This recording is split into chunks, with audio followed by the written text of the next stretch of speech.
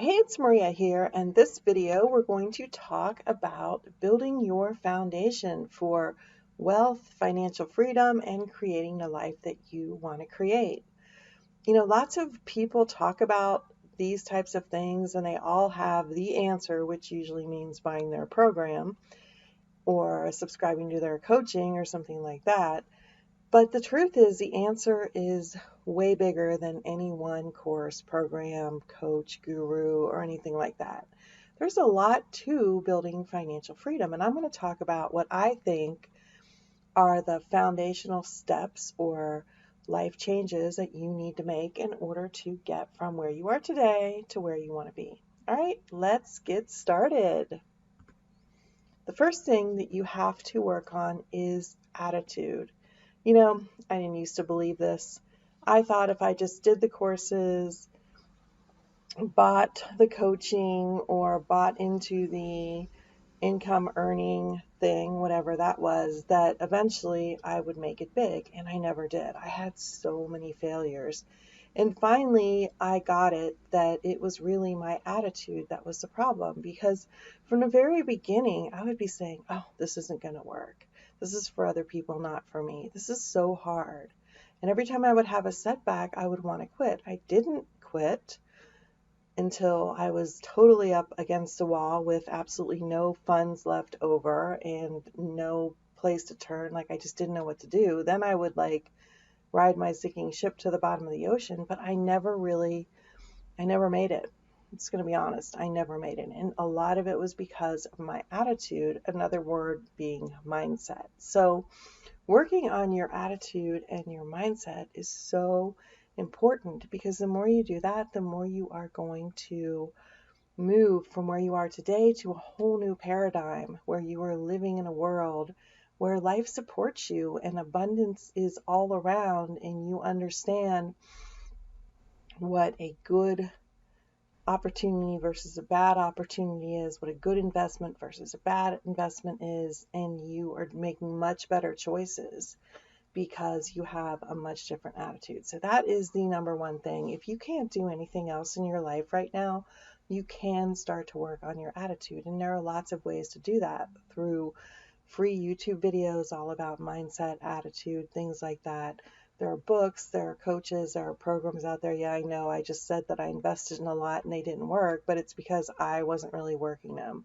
I wasn't investing in the right things. I was investing in how to make money, how to get rich quick, instead of how to change my inner attitude so that I could take advantage of those things and I would be successful. So, attitude is by far the most important and number one thing. And we're going to be talking a lot about that on this channel because I'm always working on improving in this area, and I'm going to share all the things that I have done and am doing and new things as they come along to really put me in a better position mentally and emotionally to be more successful. So I'm going to tell you too, because that's what I'm about, sharing what works. All right, what's the next one? Education. Education, I'm not talking about like going to college or taking an online course. I'm talking about intentional learning. So once you're starting to work on your attitude, you're going to start educating yourself on how to have a better mindset, how to have a better attitude, personal development, mindset training. There are many, many different ways to do this. And what you need to do is really educate yourself in these things, and then also down the line in things that will make you money, how to invest, how to run a business if that's an avenue that you want to pursue, how to get better at what you're doing, how to see opportunities. All these are education, and you can't find it in any course, program. You can't really find it with any guru. It's going to ultimately be pieced together by looking at a lot of different things and using what resonates with you. Because you and I could take the same course or read the same book or work with the same coach, and we could have completely different results because partly because of attitude, but partly because different types of education work better for different people. So what works for me may not work for you. What works for you may not work for me. So that's why it's important to keep looking at and trying different things. And you don't have to spend a lot of money to do this. There's so much information that's free, and there's also so much information that's very inexpensive. So I would start with the free stuff, and then if you really like what a particular person or a particular method is teaching, then you can upgrade to their paid information if you think you're going to get more out of it. That's what I've done multiple times, and it's always paid off when I decided to, after doing my research. This is important. I look at a lot of free stuff from people before I decide to put money into what they're selling, because there's a lot of people who can do a sales pitch, but they're really not giving me a strong foundational education, if that makes sense. So by intentional learning, I mean always be learning. If you're at work and you have headphones on, put something that you can learn on there instead of listening to music or talk radio. Put stream videos if you can do that, or put videos on your phone or audios on your phone or audio books or different things so that you can always be educating yourself. You have time in the car during your commute. If you're riding public transit, you have your headphones on. If you're at home, instead of watching TV, you can be educating yourself. There are many, many ways to educate yourself with intentional learning to really get smarter about what we're doing, which is getting to financial freedom. Okay, your circle is next. So your circle is the people you hang out with. And it is said that your income will average the 5 people that you hang out with the most. Now, I have not found that to be true in my life. I have found it's more about my attitude and whether I'm continuing to learn and expand. But if you want to up your income, and not just your income, but really expand your mind and see things that you didn't see before and see things differently, then you have to start hanging out with a higher caliber of people. Now, this doesn't mean you drop all your friends. I used to think that, oh, I got to get rid of my friends and get new friends. That's not even true. What you do is you start following people who are successful. If you can go to their live events, because there's an energy in live events. I couldn't go anywhere for a long time, but if things came to my city and they were free or, very low cost, some of them were like 10 or 25 bucks, then I would go just to be around the energy of the people, because higher income, higher success people have a different energy about them. And the more you're in that, the more it will kind of rub off on you, and you'll start to pick up on that. And then what you will find over time is you'll meet a few people who become your friends, your new kind of inner circle. And some of the people that you have been hanging out with just won't seem that interesting anymore. And you'll just find that you have less time for them. You're just not as interested. So it's not like you have to dump all your friends who you love. It's like, as you find new people who are matching your more expanded self, you're going to naturally kind of just not be as interested in some of the old people. Now, what about family? Family is always a hard one, right? Because sometimes you're living with somebody who's totally negative or totally, committed to being poor and being full of drama and all of that kind of stuff. And we never want to get rid of our family. At least most of us don't. Some of us do. But yet we seem to be stuck with them. So for me, what I had to do, and many other people that I know how to do, is that you pick and choose what you share with certain people. So you can go to a family event, you can talk about family things, you can talk about the weather or whatever, your kids, all that kind of stuff. But you don't have to share with them everything you're doing in your life.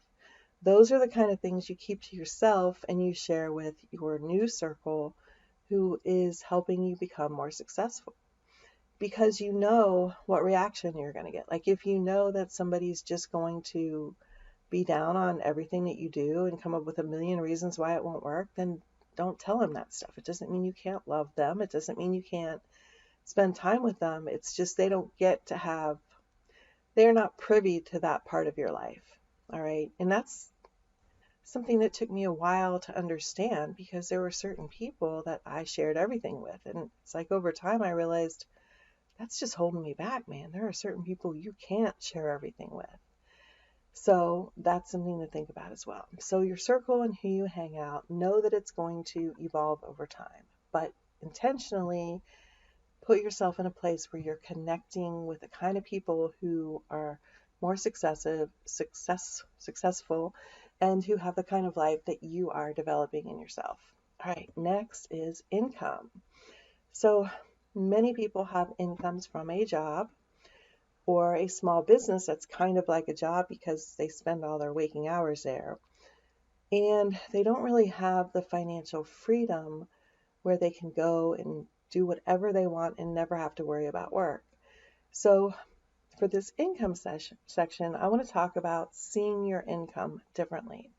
So we see our income as we go to work and we get a paycheck, and we are beholden to the people that we work for. We work for them. And I want you to start thinking of them, even if you have a job, W-2 job with a regular paycheck and benefits and all that stuff. I want you to start thinking of your employer as your client.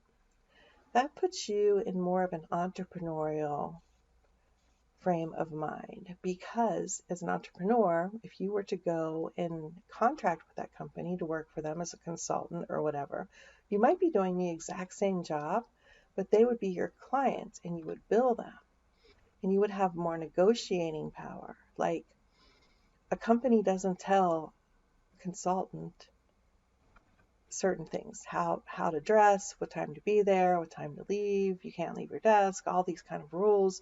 A consultant doesn't have those things. So in your mind, as you start looking at your job as an entrepreneur, you will start saying, okay, I am doing service for you and you are paying me, and my wages and my benefits and all of that are part of my compensation package as someone who's doing a service for you. And that alone will change your attitude. And interestingly, it will also make you a better rule follower. Like, okay, if you were a consultant and you had a 9 o'clock meeting, you would probably be there at 9 o'clock. You are a professional business person and you're going to keep your commitments to be there at 9. But as an employee, especially a disgruntled one, you might stroll in at 9:15. You might not dress professionally. You might have attitude. You might do all of these things. So you can see the big difference in attitude between an entrepreneur and an employee. So what's going to happen is the more entrepreneurial you think, and it takes some time to make that shift if you've only ever had jobs in your life, the better you're going to do your job, the more confidence you're going to have in yourself, and that's important. The more you're going to be able to negotiate when it's time to ask for a raise or a different position or something like that, because you're coming at it as a peer of your boss, or maybe even a superior, maybe a peer of your boss's boss, or maybe a peer of the CEO of the company even. And that's going to come across in the way you carry yourself, the way you dress, your attitude, the way you act towards other people, and you're going to get ahead in that company. Or because you have more confidence and you know your value and you see yourself as giving service, it's going to be easier for you to move to another company if you're not getting what you need out of this one. It just opens a lot of doors, even if you're going to stay in the job or W-2 space for now. All right.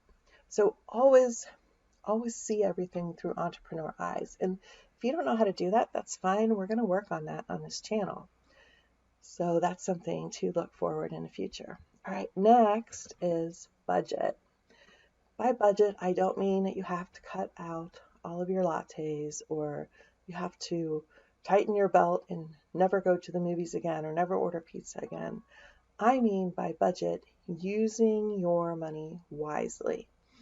And that means being strategic about using your money. Okay, right now I have this much money coming in. I know that I'm going to take these steps to start moving from active to passive income, to become financially free, to be in control of my world instead of having my world control me. how can I use my money wisely? And that means a lot of things. It means looking at where you are, looking at your debt, looking at your income, um, figuring out what mistakes you've made, making a plan to correct those, getting out of debt if that's what you need to do. And it might mean short term giving up those pieces. But that would be a decision that you make based on your priorities, what's important to you, and what's going to have the biggest impact. And most people don't really sit down and do that in a way that is beneficial to them. Most people are just, oh, I got to cut this out, I got to cut that out. And they're not looking at it as a way to reach a goal. And when you start looking at a budget as a means to an end, how I can reach a goal, how I can, start investing, how I can get passive income, how I can be financially free, or even how I can buy a new refrigerator or go on a vacation or something like that I've really been wanting to do and I can't. When you start looking at it in that light, it becomes a very positive and it becomes something that is actually fun because you're going towards something instead of just depriving yourself of more and more, which is how many people view a budget. All right, next one is debt. Oh, debt. Americans are in so much debt. I recently heard that the average American household has like 6,000 plus in credit card debt. That's ridiculous because credit card debt is the most expensive kind of debt that you can have. I mean, isn't it a scam that banks will pay you less than 1% a year on your savings account, but they'll charge you 15 to over 25% on your credit cards? I mean, it's such a scam, but we fall for it because, number one, we live in this world where it's been pounded into our heads that consumerism is the way to go. You got to have the latest and greatest. We have products that are made to break after just a couple years. I have some kitchen tools. I'm not even kidding you. They're probably over 100 years old that I got from my grandmother many, many years ago. And they still work like perfectly. And it's pretty amazing to me because I can get a kitchen tool today and it might last a year. I've gone through like 4 can openers in the last year because they're horrible. They keep breaking. And yet I have other things that are so old. So we live in a world where stuff is made to break. My last computer, my last laptop, I had 10 years and I've gone through 2 since then because when that finally broke, the replacements were junk, even though they were expensive. They just didn't last. So when I'm talking about debt, there's good debt versus bad debt. There's debt that will make you money, that will help you reach your goals of financial freedom. And then there is debt that is just like throwing money down the toilet, like high interest credit card debt for lattes. I mean, you never want to be spending money on stuff that is just going to go away because you don't have the money in the bank to do it, or you're just in this space of habit where you always use your credit card and you don't pay it off at the end of each month. That's bad debt. That's the kind of debt that you don't want to have. Also, buying things beyond your means. I mean, if you only make a certain amount of money and you want a car that's like 3 times your income because it's a cool car, that's not a good use of debt. Buying a more reasonably priced car, even if it's not what you want right now, I mean, it's still adequate, it's still cool, but it's not like the car that you want. That's a better use of debt, if that makes sense. I took me a long time, but I got to the point where I pay my credit cards off every month and I use them strategically. I have different cards for different uses, and I am in a position where I make sure I can pay them off every month. And if I know I have a bill coming up, like my auto insurance is due every 6 months and I could pay it monthly, but I get a discount if I pay it all at once. So I go ahead and make that payment to a bank account every month. And then when 6 months comes up, I can pay it off in full and save, I don't know, $60 or something, but it's $60. So these are different ways that you can use debt correctly versus using it incorrectly. Another example would be my vehicle. So in my active income job, I have a courier business and I use my vehicle for delivery. So I have debt on my vehicle. I have a loan, an auto loan, but I did not buy it new. I bought it used, and my payment isn't that high. And my vehicle makes me way more money than I paid for it. Like, it only took me 2 months to pay off my vehicle. But I decided to do a loan because I wanted to raise my credit score, and I didn't have any active loans on my credit bureau, so I used it for that. I'm going to pay it off in the next couple months now because I've used it for its purpose. I have the money in the bank to pay it off. There's no sense in paying that interest anymore. So that is a correct use of debt. Another use of debt, and this is an advanced strategy that you wouldn't get to until you're really into understanding passive income and investing, would be using low interest debt to buy high interest, high yield investments.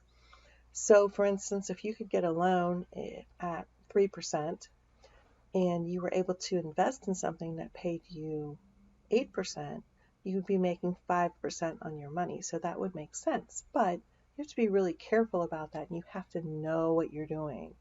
The other thing that you could do would be using low interest debt to finance something in your business. I financed something in one of my other businesses, and I knew that within a year I would be able to pay it off.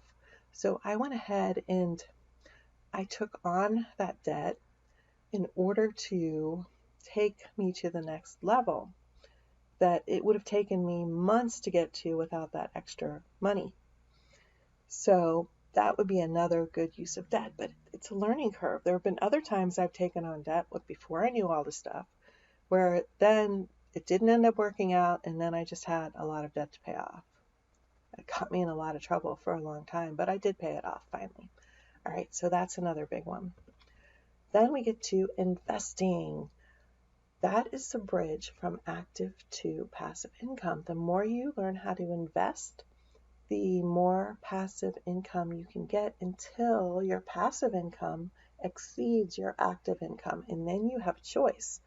Do I want to keep working? Do I want to work as much?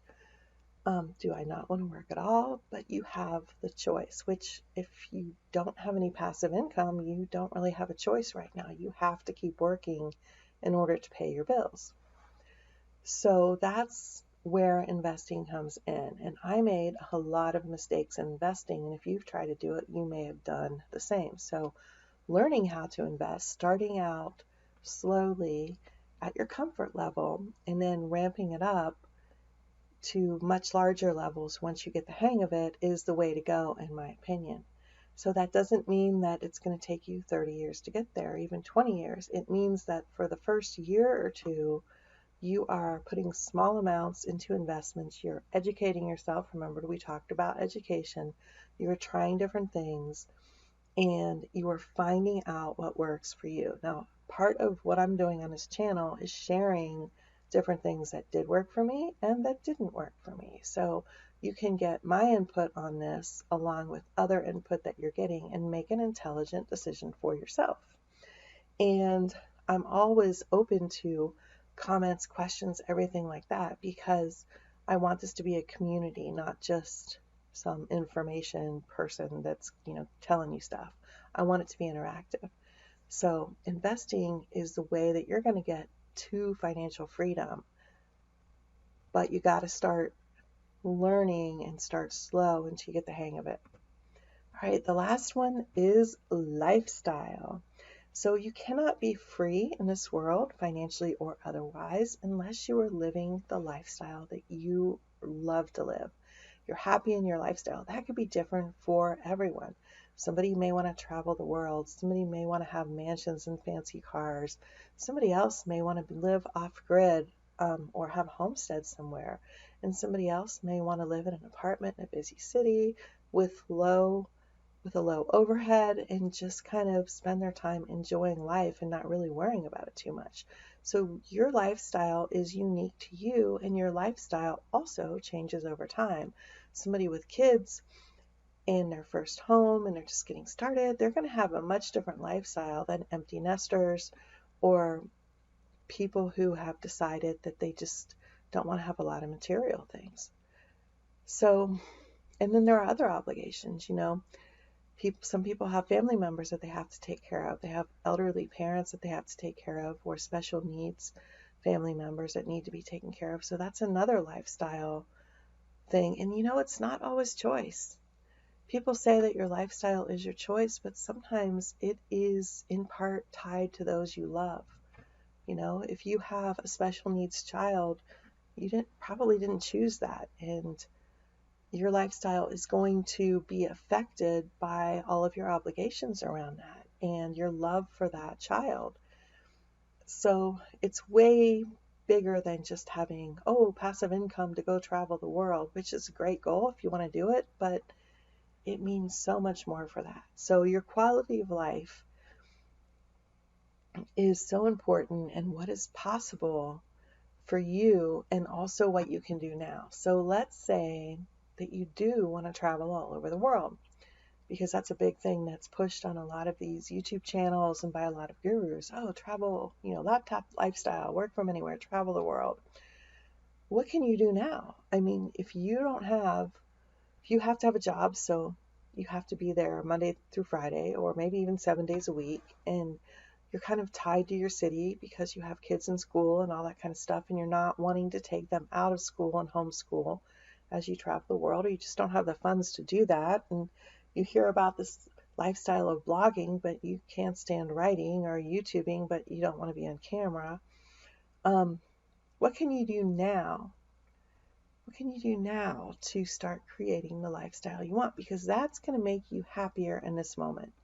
If you start doing things, no matter how small, that are things that you really enjoy. And part of the problem is a lot of people don't know what they enjoy. Like they've forgotten, or they never really knew because they were always so busy with school when they were younger, with work now, with family, with obligations. And if they were to have an entire week with nothing to do, they wouldn't know what to do with themselves. And they'd spend the whole week working on the house or watching TV or doing projects that need to be done, and not really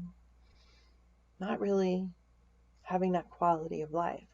So if you don't know what you want to do, or what you want your lifestyle to be like, or if you think it's so far removed that you're never going to get there, then I want you to start thinking about small things that make you happy. Can you go out and have your coffee at a coffee shop on Saturday morning instead of in your busy kitchen with your whole family running around? Can you do that one day a week? Can you go read a book in a park? What environment do you like to be in, and is there a small representation of that environment around you that you can go to? What if you love to swim, but you don't have a pool and you don't have access to a pool? Well, do you know somebody with a pool? Can you join your local YMCA or health club? Is there a public pool? Is there a place that you can go to enjoy that water and start to experience little pieces of that lifestyle? Maybe someday you'll have your very own pool in your very own backyard, but right now start immersing yourself in the experience of what you want to create in your life. Sounds silly, but it's all part of the attitude, and it's all part of the mindset, and it's all part of really changing your life from where you are now to where you want to be, because lifestyle is a big part of freedom.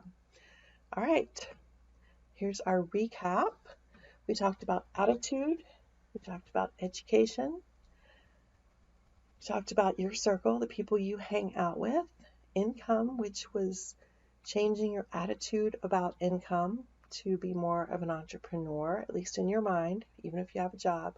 Your budget, which is how you spend your money to support your goals. Your debt, the correct use of debt, and getting rid of the ridiculously high interest debt that is just holding you back.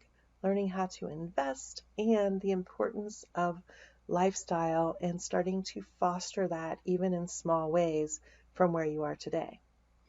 Okay, so this is the end of this presentation.